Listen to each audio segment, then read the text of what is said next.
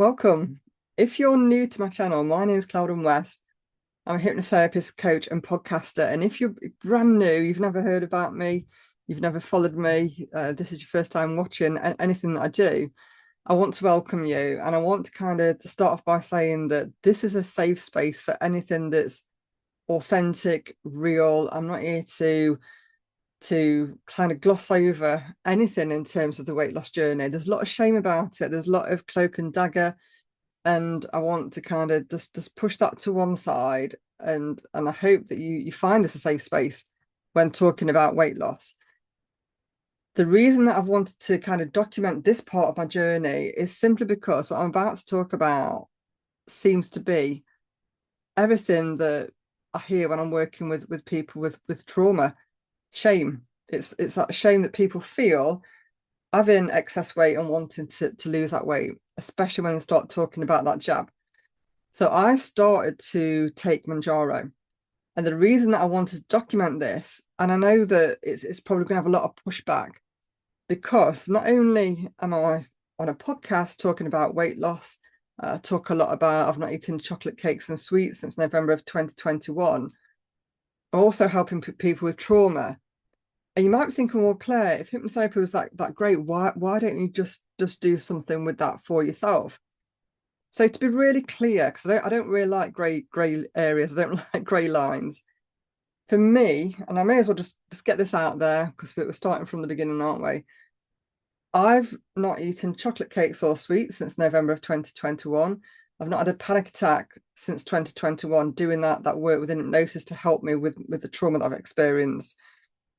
I've not had a binge since 2021. And what I mean by that is I've not had that full-on binge of having weeks and weeks and weeks of excess food, feeling really full, stuffed, feeling at the point I want to be sick because I've been eating so much since 2021. So I'm going to put my hand up and say, for me, hypnotherapy has really, really helped me. I mean, if somebody was said to me back in November of 2021, you won't be eating chocolate again, I would have like just laughed in the face. I would have done. But it's helped me so much. And now if I eat that, I have to spit it out. And when I say I have to spit it out, the last time I had a piece of chocolate in my mouth was the day after. Yeah, it was the day after. I'd come back from having my hypnosis for cravings. My husband had broken a piece of chocolate off, put it in my mouth, just like it wasn't like a feed or anything like that. It's like broken a piece of chocolate off, put it in my mouth, and then left my mouth with teeth marks in it because I had to spit it out. So sweet. So that's the last time that I remember actually having anything in terms of chocolate in my mouth.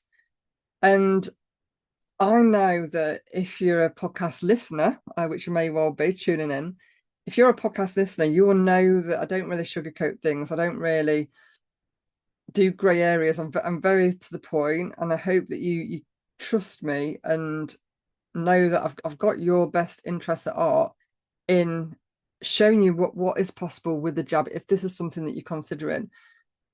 So rather than flick through those great visuals that you might be seeing on TikTok, rather than lean into bits of the conversation, the reason I want to document this is I'm going to document it all. You will see everything before and after photographs.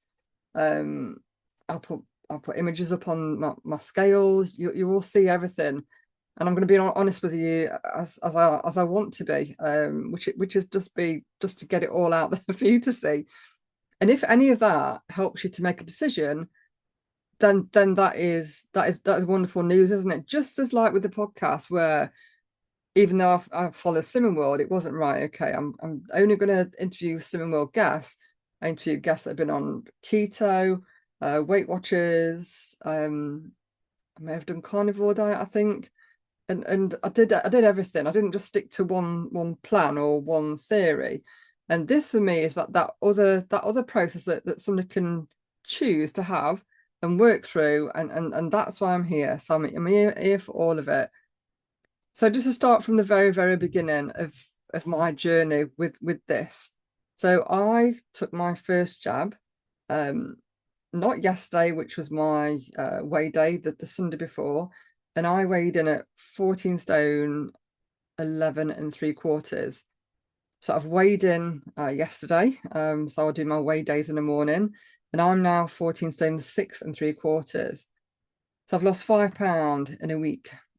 Now I know that if I follow plan, such as Slimmers World, that is likely to happen. Sometimes it's been £4 in the past on Slimming World, sometimes 3. I don't think I've done over £5. So I know that's a wonderful thing. But I also know that when my life gets busy, that weight loss can be interrupted. So for me, this is just to see how this goes following this jab. And I've used MedExpress. I'm on Mounjaro, and I've got a friend that's on this too. She's had great success, and not only has it helped her with weight loss, it's helped her with so many other things. So I'm going to document that as well. So just because we're starting from the very start of all this, I have rosacea. You probably can't see because of my makeup, but sometimes I get rosacea on my chin, side of my nose. Sometimes I'll get it just there on my forehead, and it can be, not only can it be red, but it can feel itchy, it can feel uncomfortable. And when I was looking at something in terms of some sort of plan to follow, I wanted something that would help with inflammation. And I was almost at that point where thinking, well, what's the point of losing weight? Because my belly is so swollen. And my friend, she actually follows the carnivore diet, and there's reasons for that, because she's got a condition with the stomach where she has to follow that type of high protein diet. And I was thinking, I've got to do keto. Is keto best for me, so that I'm not eating complex carbs? So my intention with this is to not only take the jab to manage my weight, but also to really look at my actual diet. And what I mean by diet isn't diet weight loss. It's about, because obviously the jab's going to help me with that. It's about what I'm actually putting into my body, the nutrition of what I'm eating. Because I know that eating, if I was to follow this plan and then just stuff my face with rubbish, then yes, I might be slimmer, but I'm not going to give my body the nutrition that it needs. I'm not going to be looking after it the way my body deserves. And I want to be at a point, as I'm approaching my 50 this year, I want to be at a point where I can actually say, you know what, I feel great because I'm eating well. So when I started my first jab, which was last Sunday, when I started my first jab, I thought about what I was going to eat. I thought, I'm not going to eat anything white and processed. I don't want to eat white bread, anything like that. But I also thought that reading all, and like I said, I've been researching this, so reading all and seeing all everyone's reactions with the jab, I thought, do I want to do that on the first week? Because if I'm going to feel ill, I would say that most of the people that I followed have had some sort of reaction. Most people have felt ill, felt either really, really tired or sickly, feeling like they're going to be sick. I thought, do I want that? And you all know, don't you, if you're ill, that the first thing you reach for is things like bread. So I thought, I'm not going to put the pressure on myself to do that. I'm just going to take the jab, see how I react to it. And I thought, if I can do this for a week, and if I've not had any ill reaction, then I'll start logging this. Because what I didn't want to do is start this and then think, actually, I don't want to do this after all. So that's what I chose to do. And the funny thing is that the first time I actually had the jab, my husband was with me in this room, and everything was fine. It was like literally couldn't feel it. I mean, that's the only thing I could describe. Now, in the past, I've had a bad phobia about needles. That's the only way I could describe it. So if I'd go to the doctor, sometimes I'd pass out. Literally, I can remember having ingrown toenail, I had a jab, and they had to wheel me over into another room because it was surgery time. And I'd passed out, I'd blacked out. However, what I do is I do this tapping. So I'll do and I'll count 1, 2, 3, 4, 5, 5, 4, 3, 2, 1. So I'll do that one, and I'll literally just do it on my leg or my arm when I'm at the dentist. And that distraction helps me from actually having the needle. So for me, it's not the feeling of the needle, it's a thought. Because my one of my best friends and my cousin, she had cancer when she was 8, and I used to go while she's having blood transfusions, and she would have a cannula in her neck, and I can still kind of smell that, almost like blood now. So this is something that I've used for quite a while. If I go to have a needle at the doctor's, I'll say, look, this is what I do, don't worry. And I'll say this to the dentist, this is what I do. So when I was here having this jab in my side, I was fine. I was like, oh my God, I literally, you can't feel it. The actual needle itself is, I don't know how many millimeters it is, but it's tiny. But you can't even feel it go inside. So I literally walked from here and I walked out into the kitchen. Now my kitchen's a tiled floor, and I thought I was gonna go. I was like, Martin. He came in, and I thought I was gonna black out. And I went really, really hot. I had to sit down. But this is only because I've got this issue around needles still. I didn't realize I'd got it. And I thought, why have I got this? Because I've not had this for years. I've not had this since before I had my son. I think it was giving birth that kind of helped me actually. I thought nothing's as painful as that. But I realized I didn't do the tapping because I was focusing on the jab and my hands were busy doing that. And I think because I was focusing so much on that, that's what happened. But I would say that if you're somebody that's scared of a needle and you're wondering if it's going to hurt and everything else, just get someone else to do it for you, because you and I'm not saying this to make it sound nice. Like I say, I'm going to be as straight with you as I can. I couldn't feel it. It didn't even feel like, like a pinch. I didn't feel it. Now you might speak to someone else and they may tell you different. I can only say, I can only recall how it was for me. I didn't feel it. So yesterday, when the second jab, my husband gave me the jab, and then what I did was I was actually sat down, gave me the jab, and then I just kept myself busy, put some music on, distraction, and I was fine. No fainting, no feeling like I was going to faint, no getting hot, wanting to drink or anything like that. I was absolutely fine. So I would say that that's the only side effect, and it's not even a side effect of the jab, is it? It's just the fact that I've got this issue around needles, which I thought I was over, but there we are. However, all the noise that I've heard about feeling sick, and there was none of that. What I would say is the first 2 to 3 days, something felt different. And I was thinking, how do I explain that something that felt different? Because I didn't feel sick, there was no pain, and it almost felt like I was on drugs. That's the only way I could describe it, because there was no ill effect. I could have, if I was still working in a day job, I could have driven to work, I could have done my job, no problem. It didn't stop me doing anything. It was just like that, an awareness. It wasn't a headache, but it was like, it almost felt like something like almost behind my eyes. That's kind of like the only way I can describe it, which I know sounds really, really vague. But what I would say is, from my experience, there's nothing to worry about. From my experience, other people will tell you different. Another thing I want to touch on is water. Now, everything that I looked at was saying, well, you can find yourself really, really thirsty. And I was thinking, oh, brilliant. I'd love to drink more. I've not had that. I haven't had that. In terms of food suppression and not having that desire to eat food, I would say that the first 2 days, I would get up and probably have my breakfast very similar to how I would normally have it.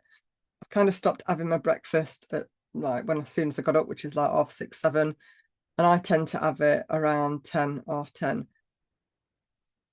However, after I had the breakfast, then I was thinking, oh, it's about 1, 2 o'clock. I'm not really that hungry. So the food suppression that I've had has been amazing. I'm on obviously week 2. If it stays at the level it's at now, I don't want to go up to the next level of jab. I don't want to do that. It's pointless. I don't see the point in it. So I don't want to do that. So we'll see how it goes, and it might be that it changes and it goes up. Who knows? I don't know. It's all very new to me. And in terms of that food noise, when you're on, I'm going to liken to Slimming World, because that's all I know. Or that's all I've known quite as of late. Where you're thinking and planning, I didn't do that last week, but this might change in week 2. So what I ate last week was because I didn't want to, because I was thinking, I actually thought I'm going to be ill. Let's just get this week over. Let's just manage it as best we can. So I didn't really plan on that much in terms of nutrition. I just thought, let's just have plain food, get through it, have Weetabix here and there if you're feeling hungry, have your dinner as normal with the family, and let's see how that pans out. Have some toast if you need some, just like you would if you was normally ill. So last week I ordered pizza with my family. So we ordered pizza. We had it all to share. I had literally one slice of pizza, a full slice of pizza, 2 slices of garlic bread, and a bite of another one, and that was me done for that pizza. Or, compared to what I would normally have in terms of my hunger, and that was me done. On the Wednesday, it was my friend's 40th, so I went out for a nice curry night. I would normally have a starter, such as onion bhajis or samosas, and I thought I'm not going to add that because I want to be able to enjoy what I'm eating, and I know that I'm not going to be overly hungry. Or that was my thought anyway. I thought I'm not going to be over hungry. I had one papadom, and then I went straight onto my main. I chose chicken korma and mushroom rice. I didn't eat all the korma. I didn't eat all the rice. I would say I ate just over half of the rice, and I ordered a naan bread and I ate half of that, and I was satisfied with that. And I didn't overeat. Just like very similar to when you have a virtual gastric band and you feel full. So that was quite similar to that feeling. And then on Saturday just gone, that's why my hair's like this still, because I'm my hair done. Because it was my stepdaughter's 21st birthday. They had this celebration at a pub, and there was picky food, party food. The plates were really small, probably about that big, like a party plate.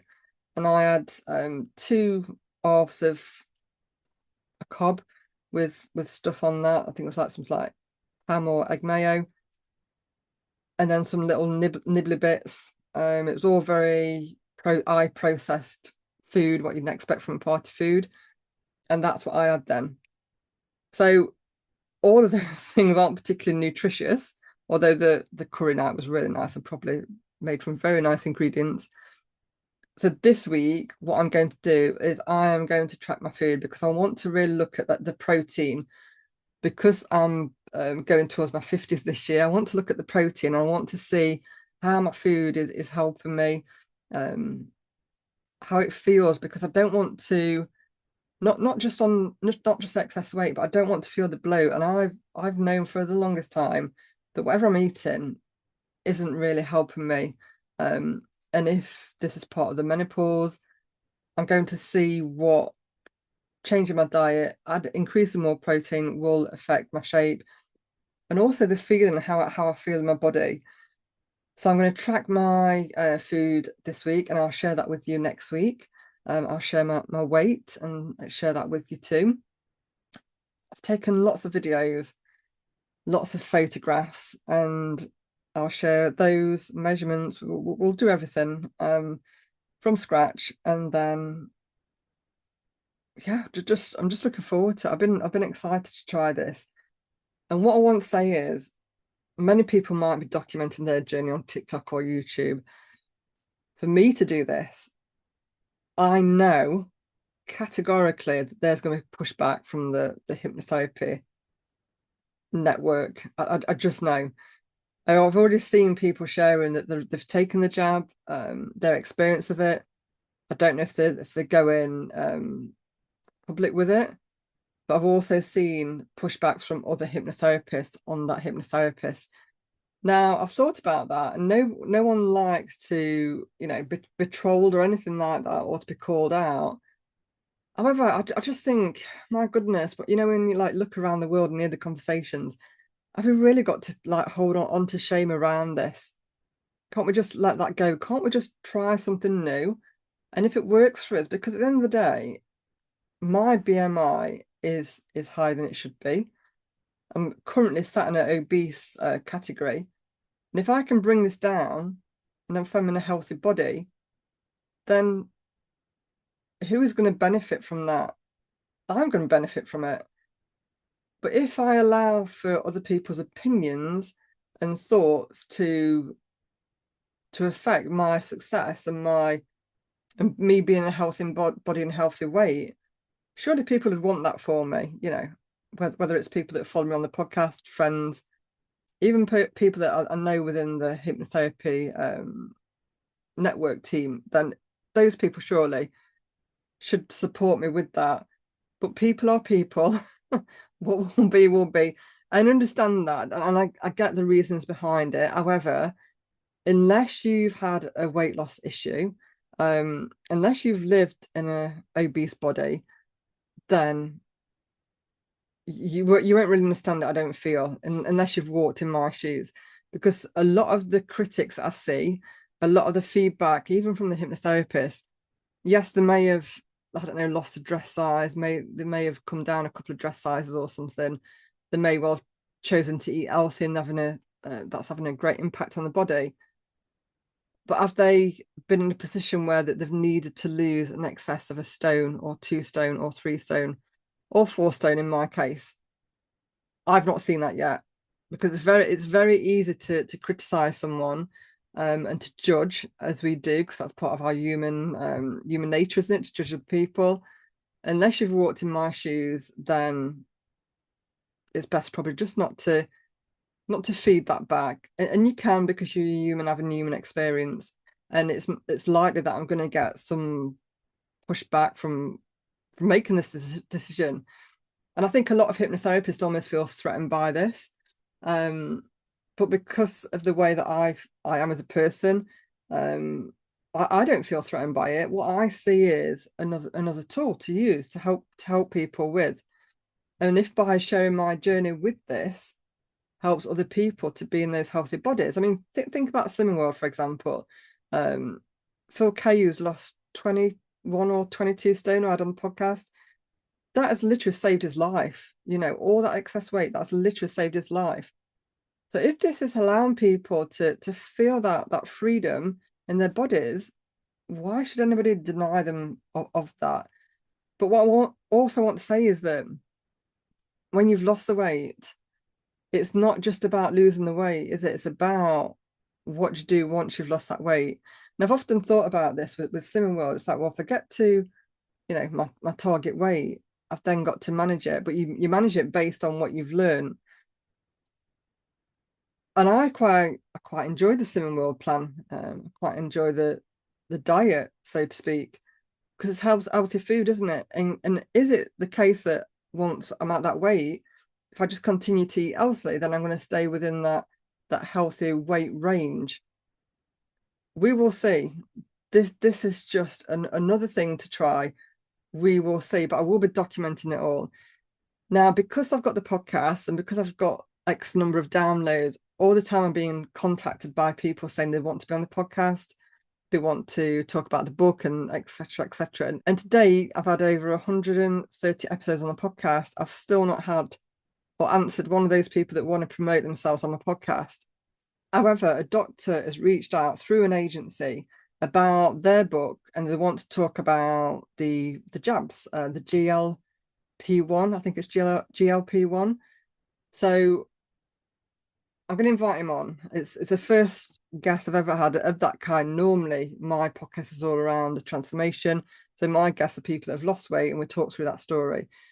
But I think now is the time for facts. Now is the time to really understand, you know, the deeper questions that people have, and to put them to somebody like the doctor I'm going to have on the show. And then he'll be able to share his book that might help somebody. It might inspire someone to take on board this journey with the facts of how it can help you. With the jab, you're going to be drastically reducing your sugar intake.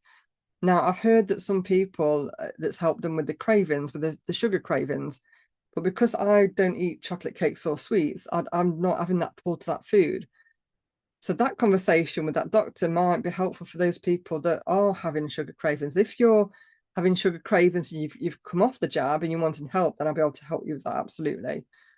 So I'm really up for this. I've been excited to just kind of get it out there. And what I didn't want to do is start it and then be sat with that guilt and shame, because that's not going to help anyone. And it's simply because a lot of people say that it makes life easy, and I think it will. I 100% think this will make life easier. However, when you're busy, like me, when you've got elderly parents, my dad's got dementia and psychosis, and had a stroke, there's a lot of things to pull my time, pull my energy. My son's going off to university this September, lots and lots of different things, as well as running a business. If this can allow me to have that that momentum to move forward, even if I just do this for a couple of months, even if I just do it for 3 months and then see how I feel after that, then I think it will be a good chance just to document it, have those bigger conversations, and then you can see for yourself. But I'm looking forward to it.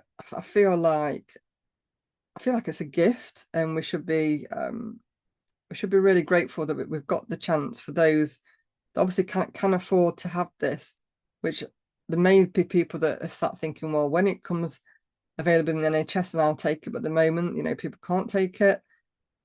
And I know, that's something I'm really grateful that I can afford to have the jab.